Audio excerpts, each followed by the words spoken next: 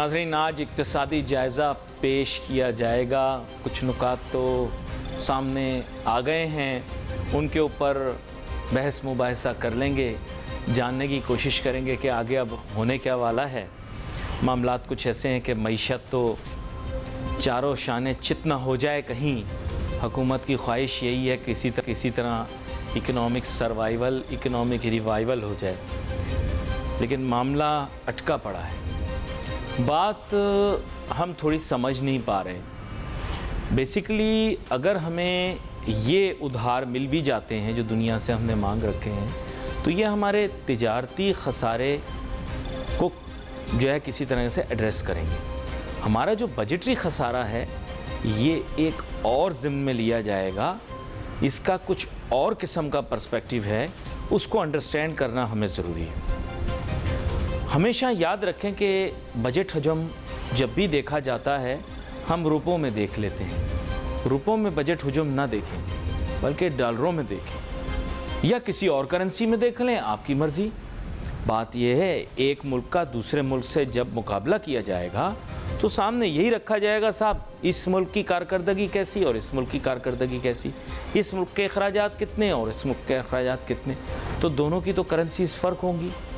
پھر کوئی ایک موازنے، کوئی ایک طریقہ نکالے جس سے ہم تول کے بتا سکیں، تو کسی کرنسی میں نکالا جائے گا. تو ایکسپوز ہو کے بات آپ کے سامنے آ جائے گی کہ معاملہ کہاں پر کھڑا ہوا ہے.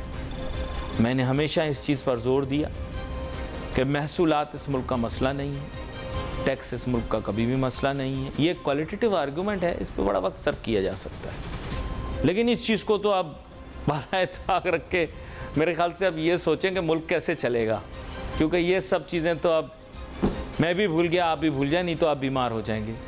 ملک جس نہج پر پہنچ چکا ہے اب اس کے بارے میں سوچنے کا. خیر آگے چلتے ہیں. میرے ساتھ بہت ہی اہم مہمان شامل گفتگو ہیں. جناب ڈاکٹر شجاعت مبارک صاحب بارہا پر تشریف لاتے رہتے ہیں. ڈاکٹر شجاعت مبارک صاحب کی بہت سی پیش گوئیاں صحیح نکلیں، خاص طور پر جو انہوں نے ڈالر کے متعلق پیش گوئی کی تھی، اور میرے خیال سے اسی کو محور بنا سکتے ہیں. لیکن آج گفتگو کیونکہ ہماری اقتصادی جائزے کے متعلق ہے تو میرے خیال سے اس کے بارے میں بات کر لی جائے تو بہتر ہے. ویلکم کرتا ہوں آپ کو شو میں ڈاکٹر. تھینک یو علی بھائی، بہت شکریہ. ڈاکٹر شجاعت مبارک صاحب، جو میں نے پڑھا دیکھا، میرے خیال جو اپنے لیے اہداف رکھے تھے وہ تو میرے خیال حاصل نہ ہوئے، لیکن چلو کوئی بات نہیں. اب تو وہ حاصل نہ ہوئی تو کیا ہوا، اس کی یاد ہی کافی ہے. اب تو حالات کچھ ایسے ہو گئے ڈاکٹر شجاعت مبارک صاحب کہ فلسفے پر بات ہو سکتی ہے، حقیقت پر بات کرنا تو بہت مشکل ہے. کیا کہتے ہیں آپ؟ بہت شکریہ علی بھائی، آپ نے بالکل درست فرمایا. اور میں جو ابھی اقتصادی سروے تو آ جائے گا ابھی، لیکن اس سے پہلے ہی حقائق جو ہے ہمارے سامنے، میں آپ کے ساتھ اعداد و شمار کچھ شیئر کر دیتا ہوں کہ ایک عام انداز میں، یہ عام فہم بات یہ ہے کہ اگر ایک کرکٹ ٹیم نے 300 پلس کا ٹارگٹ دیا تھا اور جو دوسری ٹیم ہے وہ 50 رن سے بھی کم بنا کے یا 45 رن پہ آل آؤٹ ہو گئی ہے کچھ 4-5 اوور میں، یہ صورتحال پاکستان کے اہداف اور ان کے جو اچیو کرنے کا جو تناسب ہے یہ اس کو ریپرزینٹ کرتی ہے. دیکھیں پاکستان کی جو اکنامک گروتھ ہے، جو آپ شرح نمو جس کو کہتے ہیں، کہا یہ گیا تھا کہ 5% پاکستان کی اکنامک گروتھ یعنی کہ 2022-23 یہ جو مالی سال اس میں ہوگی، لیکن یہ 5% کیا، یہ 0.5% بھی نہیں ہے. سرکاری جو اعداد و شمار ہے وہ 0.5% بتا رہے ہیں، لیکن جو غیر سرکاری اعداد و شمار ہیں یا جو اصل حقیقی اعداد و شمار ہیں وہ یہ بتا رہے ہیں کہ اس وقت پاکستان کی اکنامک گروتھ مائنس میں ہے، منفی میں ہے. وہ -2 ہے، -3 ہے، کوئی اس کا ایگزیکٹ اندازہ نہیں کر سکتے، لیکن وہ پلس میں نہیں ہے. تو ایک طرف آپ کے 5% اکنامک گروتھ اور دوسری طرف میں کہہ رہا ہوں -5%. تو ایک طرف اوپر جانے کا اور دوسری طرف یہ ڈاؤن فال. ایک بات. سیکنڈلی جو سب سے امپورٹنٹ پاکستان کا جو مین سٹیٹ سیکٹر ہے، جس سیکٹر کے بارے میں یہ کہا جاتا ہے کہ یہ انڈسٹریل سیکٹر کو نہ صرف ان پٹ پرووائڈ کرتا ہے بلکہ پاکستان کی ماسٹرز کو فیڈ بھی کرتا ہے، آپ کا ایگریکلچر سیکٹر. ایگریکلچر سیکٹر میں پہلے ہی ہم نے آپ کے پروگرام میں بہت دفعہ یہ کہا تھا کہ بارشوں اور سیلاب کی وجہ سے جو تباہی ہوئی ہے، اگر بر وقت اقدامات نہیں کیے گئے تو یہ آئندہ آنے والے دنوں میں یا آئندہ آنے والے مہینوں میں اس سیکٹر کی گروتھ پوری طرح سے متاثر ہوگی. اور وہی ہوا جیسا کہ ایکسپیکٹڈ تھا. پاکستان میں تو بڑا آسان ہے پیشن گوئی کرنا, پریڈکشن کرنا, کیونکہ گورنمنٹ نے کوئی کام کرنا تو ہوتا نہیں ہے. تو وہ آپ کی جو اکنامک ایگریکلچر سیکٹر کی گروتھ ہے وہ آلموسٹ دیٹس نیگلیجبل, وہ بھی کوئی زیرو کے قریب ہے. لیکن میں یہ سمجھتا ہوں کہ حقیقتاً ایگریکلچر سیکٹر کی گروتھ مائنس میں. بے شک ہمارے پرائم منسٹر یہ کہتے رہے کہ ہماری بمپر کراپس ہوئی ہیں واٹس ایور, لیکن جو ایگریکلچرل پروڈکٹس کی مارکیٹ میں پرائسز ہیں وہ پرائسز اس چیز کو ریفلیکٹ کرتی ہیں کہ ہمارے ایگریکلچر سیکٹر کی کیا گروتھ تھی. آپ ویجیٹیبل کی پرائسز دیکھ لیں, آپ جو بیسک اشیاء جو بھی ایگریکلچر سے ریلیٹڈ ہے, آپ ویٹ کی پرائسز دیکھ لیں, وہ بالکل ریفلیکٹ کر رہی ہیں کہ آپ کے ایگریکلچر سیکٹر کے اندر بہت میسولی ڈسٹرکشن ہوئی ہے. اور مجھے خدشہ ہے کہ اس سال ہمیں 2-3 چیزیں امپورٹ نہ کرنی پڑ جائیں. اس میں آپ کے آنینز ہیں, یعنی کہ پیاز ہو سکتا ہے آپ کو امپورٹ کرنے پڑ جائیں, ہو سکتا ہے آپ کو ٹماٹر امپورٹ کرنے پڑ جائیں, ہو سکتا ہے کہ آپ کو دوسری ویجیٹیبلز بھی امپورٹ کرنی پڑ جائیں. اور پاسبلی مجھے ایسے لگ رہا ہے کہ اگر پراپرلی مینیج نہیں کیا جاتا تو ہو سکتا ہے پاکستان کو ویٹ بھی امپورٹ کرنی پڑ جائے. اور امپورٹ کرنے کا مطلب یہ ہے کہ اس سے پہلے ان چیزوں کے کرائسس آئیں گے, خوب پرائسز بڑھیں گی, منافع خور خوب منافع کمائیں گے, اور اس کے بعد یہ چیزیں امپورٹ ہوں گی. اگر گورنمنٹ میں اتنی سخت ہوئی تو, اگر اتنے ان کے پاس کچھ ہوئے تو. علی بھائی آخری 1-2 اور چیزیں اگر آپ مجھے اجازت دیں تو, آٹو سیکٹر کے بارے میں. آٹو سیکٹر کہا یہ جاتا ہے کہ دس از کنسیڈرڈ ایز آٹو اور ریئل اسٹیٹ ایک لیڈنگ انڈیکیٹر ہوتے ہیں کسی بھی اکانومی کا. لیڈنگ انڈیکیٹر اسی طرح سے ہیں کہ بارات آنے سے پہلے کچھ جو گاڑیاں آ جاتی ہیں تو پتہ لگتا ہے کہ اچھا جی بارات پیچھے سے آ رہی ہے. تو ان انڈیکیٹرز کی ڈائریکشن بتا دیتی ہے کہ پاکستان کی اکانومی کس ڈائریکشن میں جا رہی ہے. تو آپ کا ریئل اسٹیٹ کا حال تو آپ کے سامنے ہے. آٹو سیکٹر کی جو گروتھ ہے وہ -42% ہے.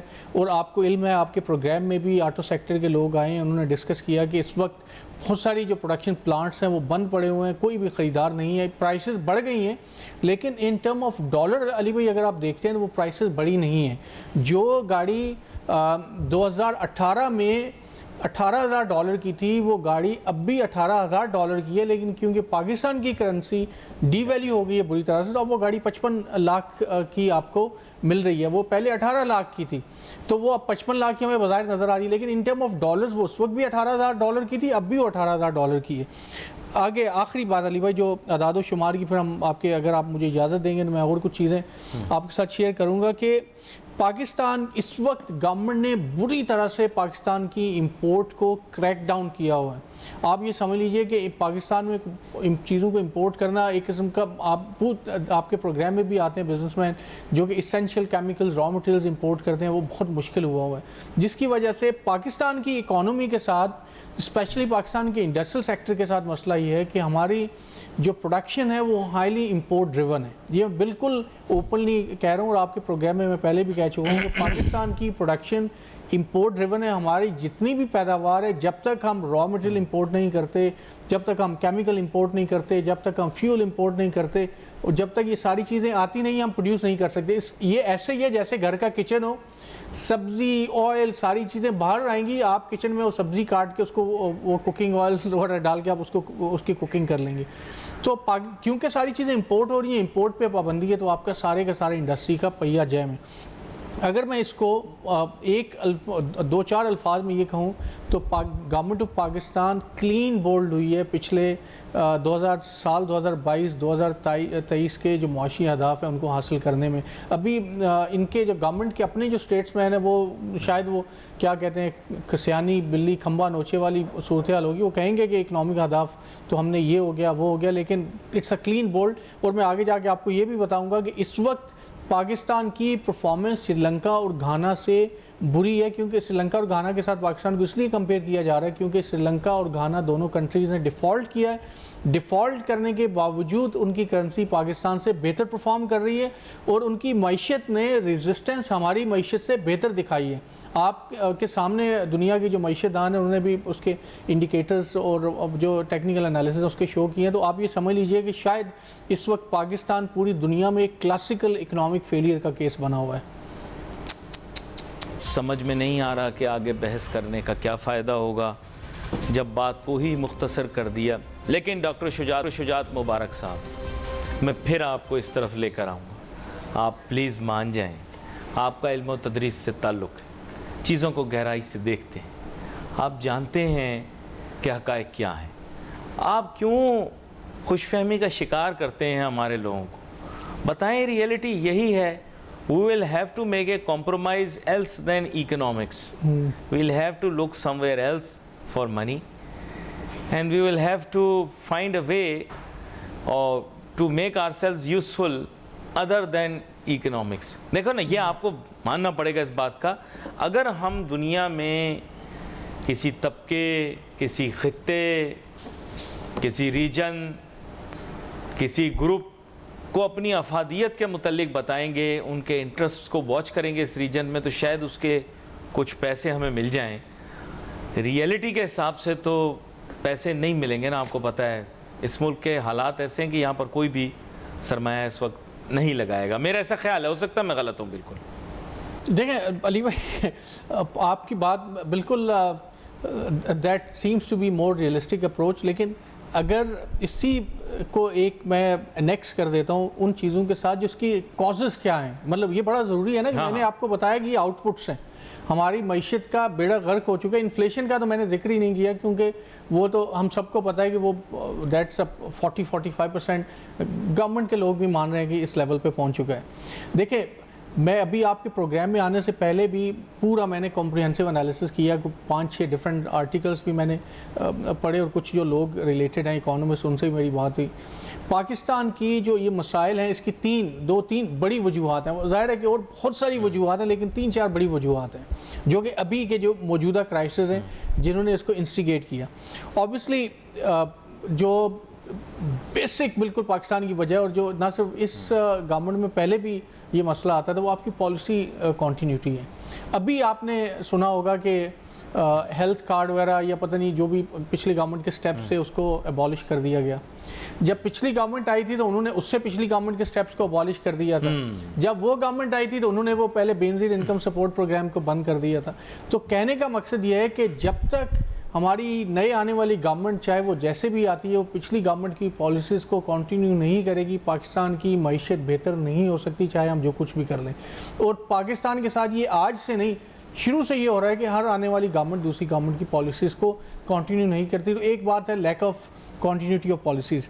دوسری علی بھائی بات یہ ہے کہ دیکھیں، ہمیں ماننا پڑے گا، پوری دنیا کہہ رہی ہے without any kind of political side کسی کے لیے بغیر، کہ جب تک ملک میں پولیٹیکل سٹیبلٹی نہیں ہوگی، پاکستان کیا دنیا کا کوئی بھی ملک، جب تک آپ کے یہاں پولیٹیکل سٹیبلٹی نہیں ہوتی، جب چیزیں تھوڑی سی بہتر نہیں ہوتی، تو آپ کی معیشت آگے نہیں چل سکتی. Political stability, at least political stability کا یہ مطلب ہے کہ جو بھی لوگ گورنمنٹ کے آفیسز میں، جو لوگ ان سے ایگریمنٹس کر رہے ہیں، ان کو پتہ ہے کہ اگلے 6 مہینے 1 سال یہ آفس میں موجود ہوں گے. اب پاکستان کے اندر جو اب صورتحال بنی ہوئی ہے، that's a kind of a chaotic situation. ہم سب کو پتہ ہے کہ کیا صورتحال ہے پاکستان کی. نہ صرف پولیٹیکل سٹیبلٹی بلکہ اب تو اور بھی بہت ساری چیزیں عجیب و غریب ایک ڈائریکشن میں حالات جا رہے ہیں. تو میں یہ سمجھتا ہوں کہ اس وقت پاکستان ایک ایب نارمل اسٹیٹ میں، میں یہ ایک بہت بڑی بات کر رہا ہوں، لیکن یہ ذرا آپ کے سننے والے ہیں وہ بھی یہ اس بات کو ذرا غور کیجئے گا کہ پاکستان اس وقت ایک ایب نارمل اسٹیٹ میں، ہم نارمل حالت میں نہیں ہیں. دنیا کے نارمل ملکوں کے ساتھ اگر ہم اپنے آپ کو کمپیئر کریں تو ہمیں عجیب سی صورتحال محسوس ہوگی. یار وہاں پہ تو بالکل زندگی بہترین چل رہی ہے. وہاں پہ یہ جو ساری چیزیں، میں کیونکہ آپ کے پروگرام میں بہت کھل کے وہ بات نہیں کروں گا، لیکن جو آپ چل رہی ہیں ساری چیزیں آپ دیکھ سکتے ہیں وہاں پہ تو کہیں پہ بھی نہیں ہو رہی ہیں. سو وی آر ان دا ایب نارمل اسٹیٹ. اور وہ جو ایب نارملٹی ہے اس کی وجہ سے ہماری اکنامک ایب نارملٹی بھی، معاشی ایب نارملٹی بھی ہو رہی ہے، اور عام آدمی سفر کر رہا ہے.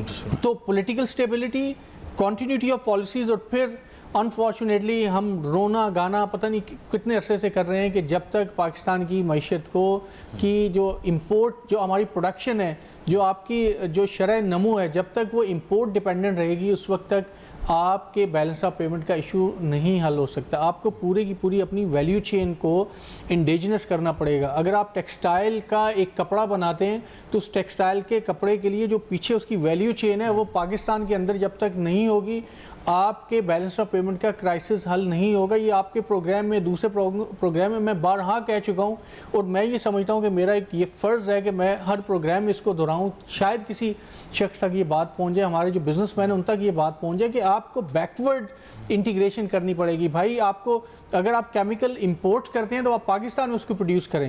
آپ پورے کی پوری جو ویلیو چین ہے آپ جب تک آپ اس کو انڈیجنس نہیں کرتے پاکستان میں آپ کا بیلنس آف پیمنٹ کا کرائسس رہے گا.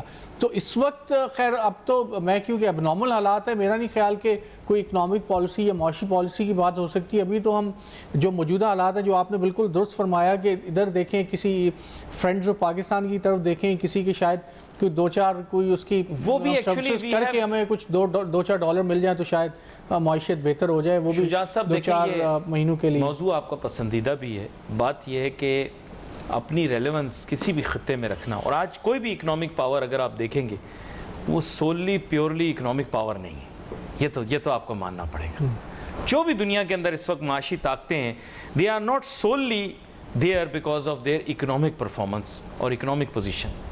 دے have also developed a multi pronged approach to have strategic advantage also, to develop some kind of superiority in the region also.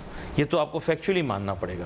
چاہے جتنے بھی گروپس ابھی بن رہے ہیں, اگر یہ میری بات غلط ہوتی تو پھر اتنے سارے جو پریشر گروپس دنیا کے اندر تیار ہو رہے ہیں جو مختلف ناموں سے آپ کے سامنے آ رہے ہیں, جہاں ترقی پذیر ممالک, ترقی یافتہ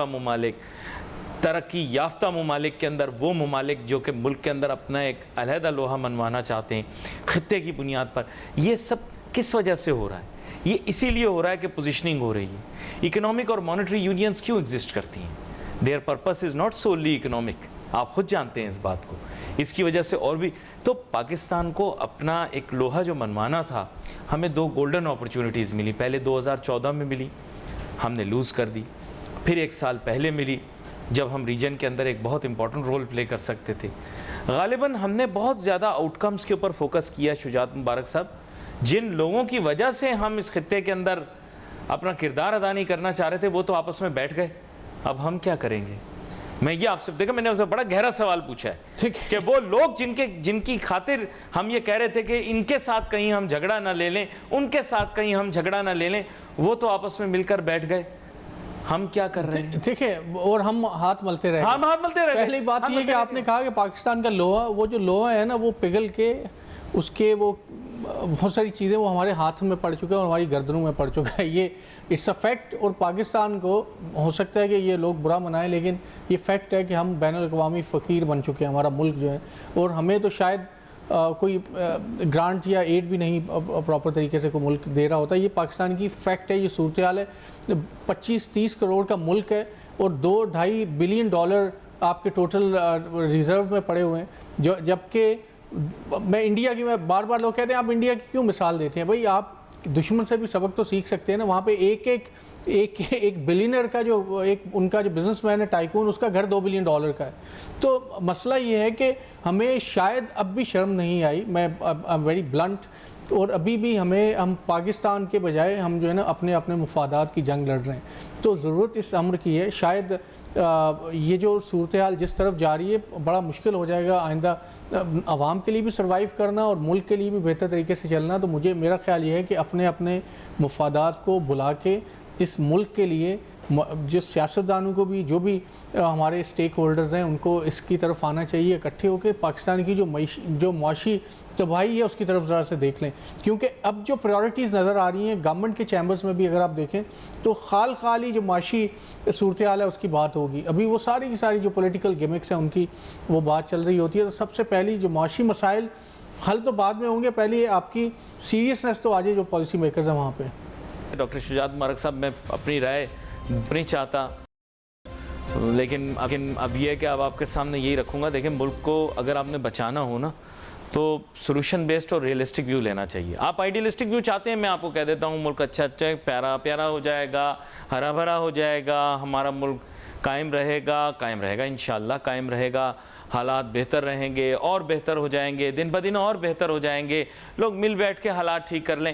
یہ سب آئیڈیلسٹک باتیں ہیں. میں آپ کو ریئلسٹک بات بتا رہا ہوں. ریئلسٹک بات کبھی بھی سننے میں اچھی نہیں لگتی, ریئلسٹک بات بتانے میں اتنی زیادہ بری لگتی ہے. میں آپ کو صحیح بات بتا رہا ہوں. پاکستان میں تو خیر لوگوں میں جرأت ہوتی ہی نہیں مشکل بات کرنے کی. آپ کر دیتے ہیں تمام مشکل باتیں, اور آپ نے اتنی ساری کر دی ہیں آج. تو میں آپ سے یہ پوچھنا چاہ رہا ہوں جناب والا, آپ کو یہ انڈرسٹینڈ کرنا ہے کہ اب آپ کہیں نہ کہیں کوئی نہ کوئی کمپرومائز کریں گے. لیکن پرابلم یہ ہے کہ اب کمپرومائز کرنے کے لیے بھی جگہ کوئی نہیں. کوئی بات کرے تو آپ سے کیوں بات کرے؟ جس وجہ سے آپ سے بات کرتے تھے وہ مسائل تو حل ہو گئے. جن کی وجہ سے آپ سے بات کی جاتی تھی خطے میں یہ کرو, خطے میں وہ کرو, وہ اب دوسرے کرنے کے لیے تیار ہیں. جن کے لیے کہتے تھے کہ ایک توازن قائم ہو جائے گا, پاکستان اپنا کردار ادا کرے, وہ توازن تو خود بخود انہوں نے قائم کر لیا. جب آپ کسی کام نہ آئے تو انہوں نے کہا کہ پھر آپس میں بحث کرنے سے کیا فائدہ, آؤ مل کے کھانا کھا لیتے ہیں, ان کو روٹی بھی نہیں دینی پڑے گی, بھلے ہماری روٹی ماری. یار یہ بڑا غلط ہوا. ڈاکٹر شجاعت مبارک صاحب, یہ آئیڈیلسٹک لوگوں نے ہمیں پھنسوا دیا. پلیز سمجھیں آپ بات کو, ہماری روٹی ماری گئی. یہ آپ لوگوں نے یہ کیا کیا ہے میں آپ کو بتاؤں. اچھی خاصی ہماری روزی لگی ہوئی تھی, خطے میں کچھ نہ کچھ ہوتا رہتا تھا, ہمارا مال چلتا رہتا تھا, کام چلتا رہتا تھا. یہ آپ لوگوں نے کہا یہ قائم ہو جائے گا, ٹھیک ہو جائے گا, سب صحیح ہو جائے گا, ہمارا کوئی کردار نہیں. اب واقعی میں کوئی کردار نہیں رہا. ہم نے خود کہا کہ ہم اپنا کردار نہیں ہے, اور اسی لیے آپ کا کردار نہیں رہا. جی دیکھیں علی بھائی, پہلی بات تو یہ کہ یہ جو باتیں ہیں نا, یہ اس لیے میں بڑا, ایک تو ظاہر ہے کہ جو ایز اے اینالسٹ ہمارا کوئی پولیٹیکل ایجنڈا تو ہوتا نہیں ہے. جو چیزیں عوام فیل کر رہی ہوتی ہے یہ ہماری آنیسٹ اوپینین مطلب یہ ہماری آنیسٹی اور انٹیگریٹی کا سوال ہوتا ہے کہ we have to discuss and share with the public. صورتحال یہ ہے علی بھائی کہ میری جب لوگوں سے, دوستوں سے, جاننے والوں سے بات ہوتی ہے تو اس وقت شدید ڈپریشن میں ہے. ڈپریشن میں اس لیے نہیں کہ یہ چلے ٹھیک ہے پولیٹیکل صورتحال, یہ جو بھی چیزیں چل رہی ہیں وہ ڈپریشن میں اس لیے بھی ہیں کہ ان کی جو سیلری ہے وہ 15 تاریخ کو ختم ہو جاتی ہے. وہ ڈپریشن میں اس لیے ہیں کہ ان کو پتہ ہی نہیں چل رہا کہ بھائی جو 2015 میں سیلری لے رہا تھا 2023 میں اس کا آدھا ہو گئی ان ٹرم آف ڈالر. اگر 2015 میں $2000 لے رہا تھا تو 2023 میں وہ $1000 ہو گئی ہے. وہ لیونگ سٹینڈرڈ اپنا مینٹین کرنے کے لیے ان کو مصیبت بنی ہوئی ہے. تو اب پرابلم یہ ہے کہ یہ ساری کی ساری چیزیں ڈپریشن کریٹ نہ کریں تو اور کیا کریں. اور برین ڈرین ہو رہا ہے, جس کا جتنا ہاتھ پڑ رہا ہے وہ بھی جا رہا ہے. ٹھیک ہے, کل کو آپ کا پڑے گا آپ بھی چلے جائیں گے, میرا ہاتھ پڑے گا میں بھی چلا جاؤں گا. ظاہر ہے کہ ملک کے اندر یہ صورتحال رہے گی تو کون یہاں پہ رہے گا. تو اب اس کا پارٹلی ٹھیک ہے, یہ میرا ایک نقطہ نظر تھوڑا سا اس کے ساتھ ڈفرینٹ بھی ہے.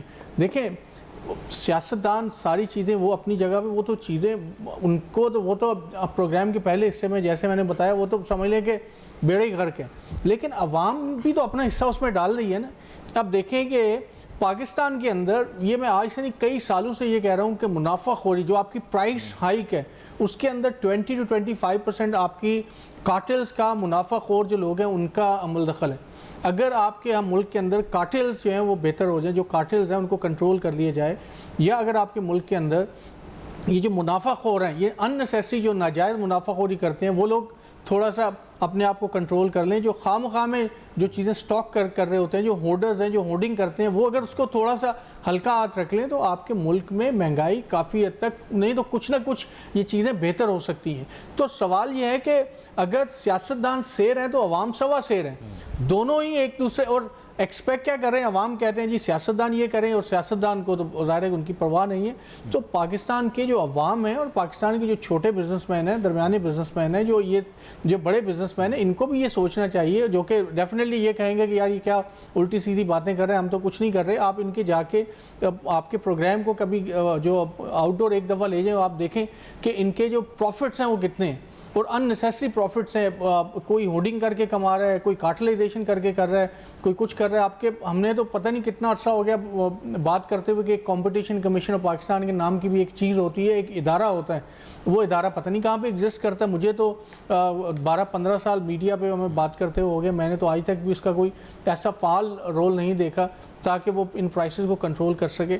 تو یہ جو علی بھائی میں باتیں کر رہا ہوں, یہ ہم لوگ یہاں پہ باتیں کر رہے ہیں یہ کوئی ایجنڈا ڈریون باتیں نہیں ہیں، یہ عام پاکستانی کی باتیں ہیں. یہ ہمیں اس وقت سے ڈرنا چاہیے جب پاکستان کا ہر بندہ کوئی جس بھی طریقے سے یہاں سے افغانستان کا بارڈر کراس کر کے وہیں پہ جا رہا ہوگا، چلو یار وہاں پہ ڈالر جو ہے نا ان کی کرنسی ہم سے بہتر ہے، جو کہ ایک ہم خواب میں بھی سوچ نہیں سکتا تھا ایک بندہ کہ افغانستان جائے گا اس کے لیے یا کسی اور دوسرے ممالک میں جا رہے ہوں گے. تو ہمیں اس وقت سے ڈرنا چاہیے جب یہ عام آدمی جو یہ ڈپریشن ڈریون جو مڈل کلاس ہے، یہ جب اس ملک کو چھوڑنا شروع کر دے گی، یا جب یہ ان کا یہ روڈوں پہ آ جائے گی، تو پھر کیا اس ملک میں ہوگا. تو خدا کے لیے یہ جو بھی چیزیں ہیں پولیٹیکل، وہ سارے کے سارے مسائل ساری چیزیں ہیں، لیکن عوام کے لیے بھی تو کچھ سوچیں. عوام مر رہے ہیں اور عوام کو کا کسی کو پرواہ بھی نہیں ہے، سارے کے سارے کوئی اپنے اپنے چکر میں ہر بندہ پڑا ہوا ہے. تو سوال یہ پیدا ہوتا ہے کہ عوام کا کون سوچے گا. تو علی بھائی جو پہلے میں نے انڈیکیٹرز بتائے آپ کے معاشی اہداف، گورنمنٹ کے کان پہ جوں بھی نہیں رینگنی. آپ بے شک دیکھ لیجئے گا، یہ آپ کا اکنامک سروے آ رہا ہے، اس کے بعد کیا ہوگا، پریس کانفرنس ہوگی، ان فگرز کو جسٹیفائی کیا جائے گا کہ جی بارشیں آ گئیں، سیلاب آ گیا، یہ ہو گیا، وہ ہو گیا، اس وجہ سے پاکستان کے معاشی اہداف حاصل نہیں ہوئے، اور یہ ہم جو ہے نا آئندہ کوشش کریں گے کہ اس کو یوں کر لیں، اس کو وہ کر لیں، اور آخر میں جا کے کچھ نہیں ہونے والا اور عوام اسی طرح سے سفر کرتی رہے گی. بہرحال یہ ظاہر ہے کہ بڑی یہ ڈس اپوائنٹمنٹ والی باتیں ہو سکتی ہیں، لیکن ایسے ہی چیزیں کیا کہہ دیا چل رہی ہیں اس ملک میں. مبارک صاحب پتہ نہیں کیا کیا کہہ دیا آپ نے. سنجیدہ شخص کے لیے اتنا ہی بہت ہے جو باتیں آپ نے کی ہیں.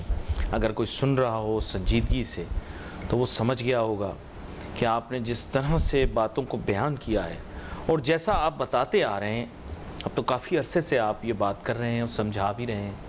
پہلے بھی آپ نے یہی بات کی تھی اور سمجھانے کی کوشش کی تھی. پر آپ یہ یاد رکھیے گا ڈاکٹر شجاعت مبارک صاحب کہ آپ ہیں اور لوگ ہیں، سمجھاتے رہے. سنا کسی نے یا نہیں سنا یہ ایک علیحدہ چیز ہے، لیکن کوئی کل یہ نہیں کہہ سکے گا کہ کسی نے کہا نہیں تھا.